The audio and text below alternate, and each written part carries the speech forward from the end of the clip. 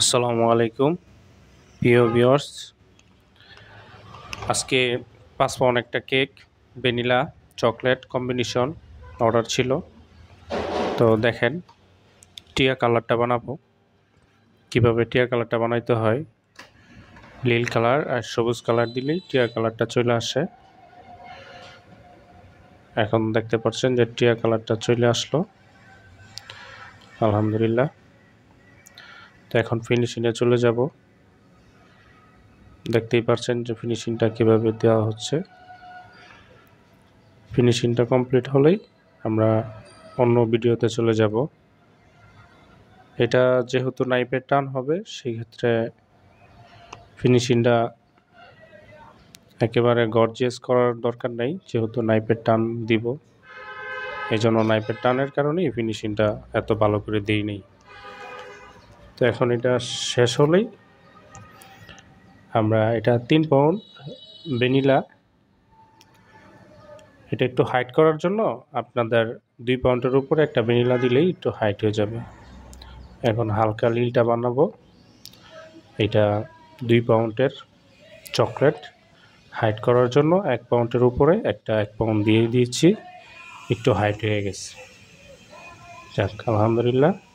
এখন Lille colour ফিনিশিংটাও, এটাও normal, বেশি ফিনিশিং দেওয়া লাগবে না, এটাও নাইফের টান হবে, এই জন্য বেশি ফিনিশিং দিই নেই।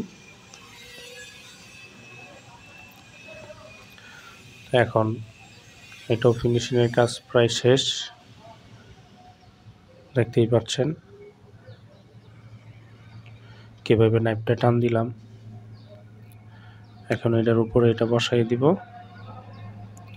এটা বসানোর সময় খুবই কেয়ারফুল, যাতে করে কেকটা না ভেঙে যায়, এটার দিকে খেয়াল রাখতে হবে। এখন স্টারগুলা কিভাবে বানাতে হয় সেটা দেখলাম। স্টারের ডাইস আছে, আপনারা তো ডাইস মার্কেটে পাবেনই। আর এই স্টিকারগুলো কম্পিউটারে করে নেওয়া হয়েছে। এটা যেহেতু একটা কাস্টমারের কেক অর্ডার ছিল, কাস্টমারের ভিডিওটা আর কি করতে বলছিল, আমিও বলছিলাম যে ভিডিওটা আপনি দেখতে পারবেন। সেই ক্ষেত্রে এটা দেখতে পাচ্ছেন কিভাবে বসাচ্ছি। বলগুলো আর্টিফিশিয়াল, কারণ এগুলা ফন্ডেটেড দিলে দেখা যাইতেছে এটা অনেক ভারী হয়ে যাবে, এই জন্য বলগুলো আর্টিফিশিয়াল দিয়ে দিয়েছি। আর ওই কেকটার ভিতরে আর্টিফিশিয়ালই ছিল।